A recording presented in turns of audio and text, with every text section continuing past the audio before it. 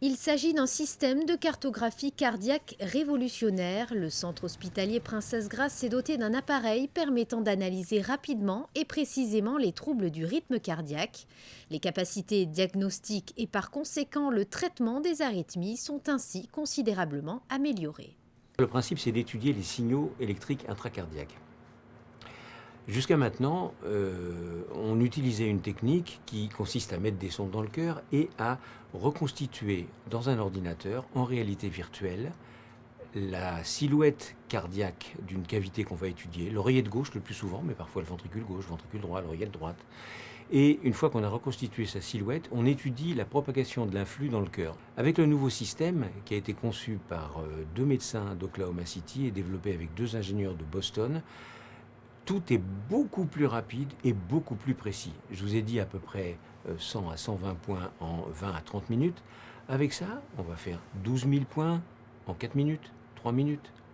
Chaque point est acquis de façon automatique et est traité par un ordinateur extraordinairement puissant, point par point.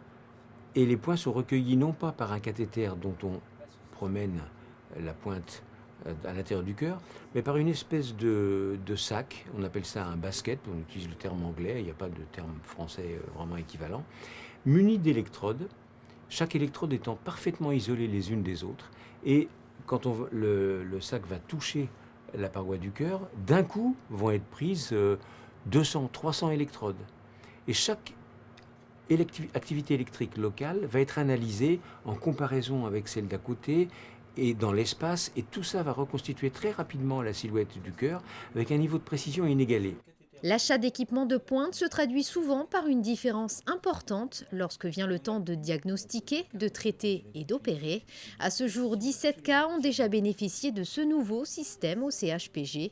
Les résultats seront prochainement présentés à Boston dans le cadre d'un congrès.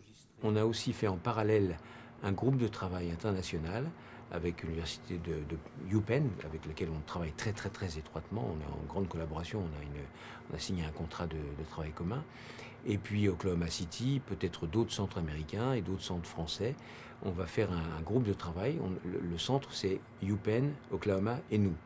Et on se réunit à Boston, on va faire un premier meeting, et avec ça, on va publier ensemble, au niveau international, toutes les observations qu'on va faire. On commence déjà, on est déjà en train d'écrire les premiers articles, de notre côté, le CHPG, les premiers. Et ensuite, on va regrouper tout ça ensemble, et la société qui commercialise ça, inévitablement, va voir l'avantage qu'elle a de traiter avec nous, va certainement nous faire des tas de facilités pour qu'on ait du matériel plus facilement. Il est vrai que pour un centre hospitalier, les dons ont un effet quotidien sur la qualité des soins de santé offerts aux patients.